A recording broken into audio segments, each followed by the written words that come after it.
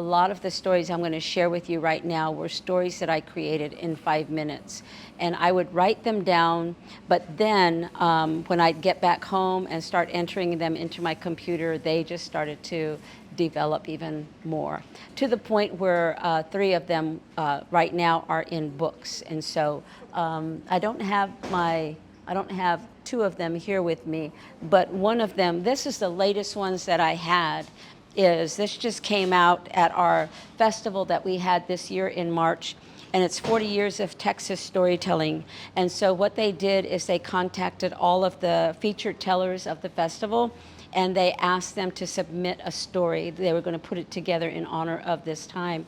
And so I went ahead and gave a story called Chocolate Covered Cherries. And it's about my grandmother back in Hopi land. And so she was a Santa Claus. And she was always doing things like that whenever she was asked to do it, which I felt was very odd, because most of the time Native women especially, and they had a hard time finding men to do things like that. And but Grandma, she felt like, if it was for the children, she would give of herself.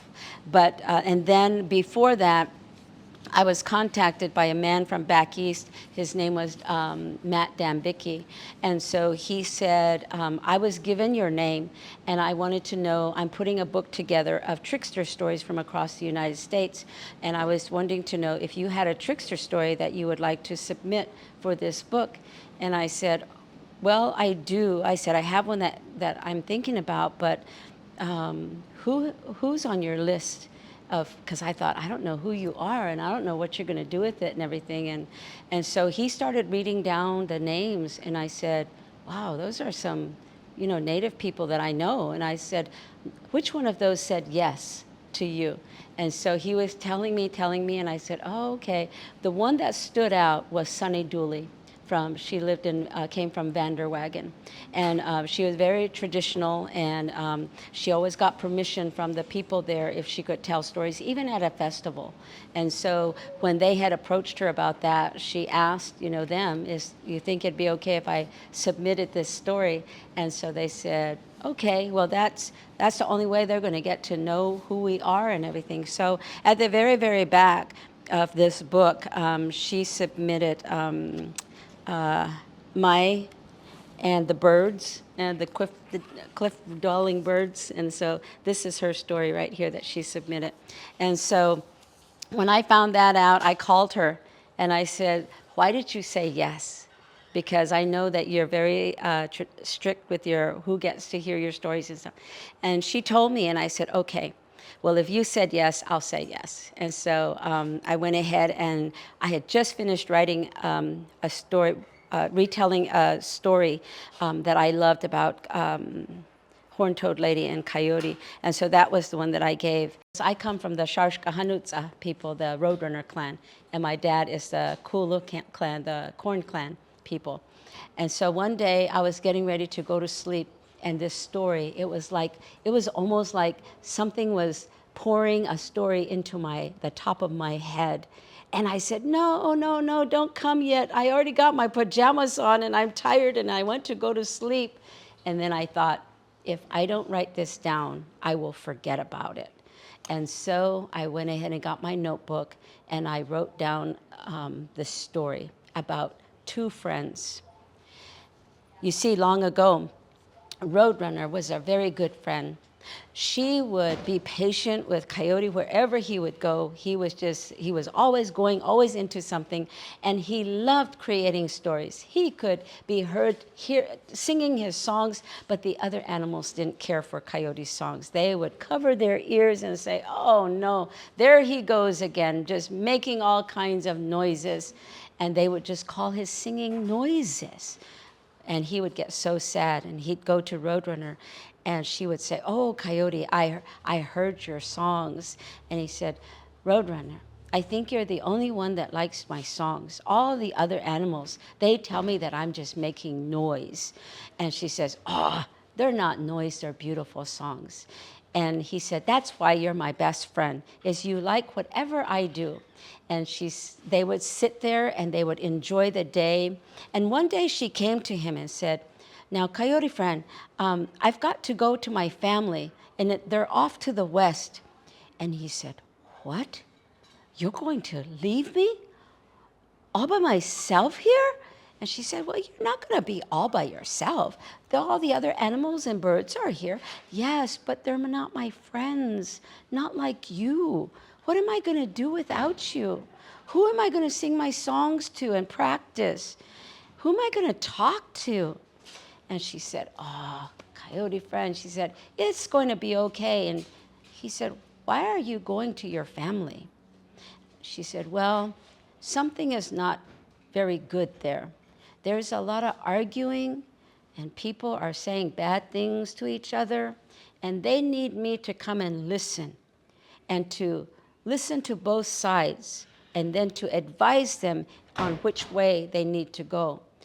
Because you see, I come from a people that we help to be the person that balances people off so it's not too far this way and too far this way. And I'll be back. And he said, in a day or two? She goes, oh, I don't know. It just depends on how long it's going to take. You know people, she said. And then he said, yes. But yours is the Roadrunner. She says, yes, we're the Roadrunner people. We're the Roadrunner people.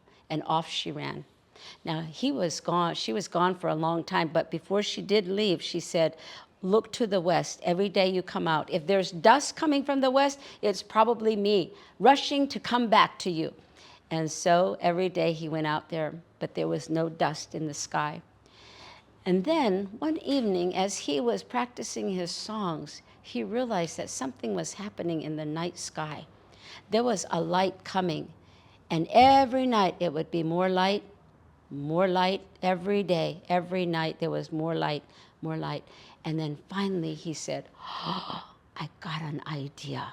I hope my friend comes home pretty soon. I've got a trick I want to show her. And so what he did was he would get to the top of a hill. He always sat on top of that hill and would sing his songs at night. And Roadrunner lady, she would sit down below on a rock. And she would sit there and just enjoy him singing. But this time something was going to be different. And all he kept thinking about, oh, I hope my friend makes it back tonight or maybe by tomorrow. And so the next day when he went to go look, there was dust coming from the west. And he said, oh, my friend Roadrunner is coming. And he saw, and she was running fast, and he ran down to greet her. He was just so excited. He kept asking all kinds of questions. And she said, oh, Coyote, just hold on here. I have been gone for a while and I'm just tired. I can't answer all your questions. And he said, oh, okay, well, maybe tonight we can get together. And she said, tonight? I was going to go home and go rest. How about tomorrow night? And he said, oh, no. It has to be tonight. And he said, why tonight? Because I have a trick that I've been working on and I want to show you. And she said, Coyote, we're friends. We don't trick each other. He said, oh, no. It's not a bad trick. It's a good trick. You'll like it. Okay, I will go home and get some rest, and then tonight I will meet you back at the bottom of the hill on my favorite rock. And he said, okay, I'll be there. So she went home and got a rest. Coyote was already up on top of the hill, looking to see where she was going to be coming, and then he spotted her. And she came, and he was singing his songs, and they came to her ears, and she sat on her rock and said, oh, Coyote, that is a new song, isn't it? And he said, yes. She said, because I've never heard that one come from you. And she said, okay, so what is it that you have to show me? And he said, well, I'm going to sing a few more songs and let the night sky come, and then I will show you the trick. Well, nighttime came, and that light started to come into the nightlife, and it got higher and higher and higher, and it was just about on top of his head. But before it got there, he yelled down, Roadrunner, she said. Yes, Coyote.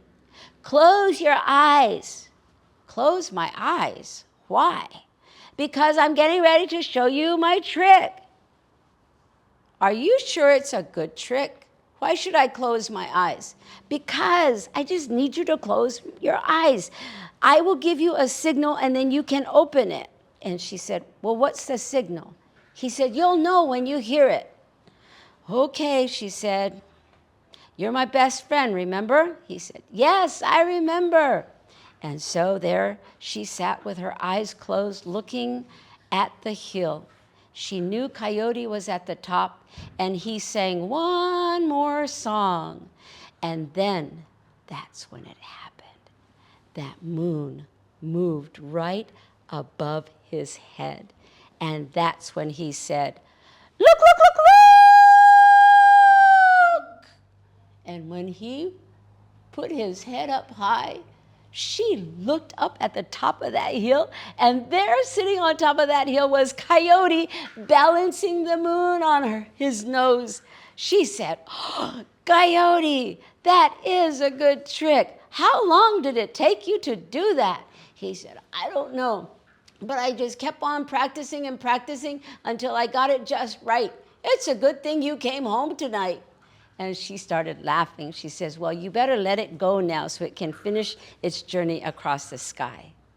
Now, you see, that story, it took place a long time ago. Some people say that today you can see wolves on the edge of the cliff. You can even see coyotes on the edge of the cliff. And some of them are still trying to learn how to balance the moon on their nose, like Coyote did that day. But none of them have mastered it like him.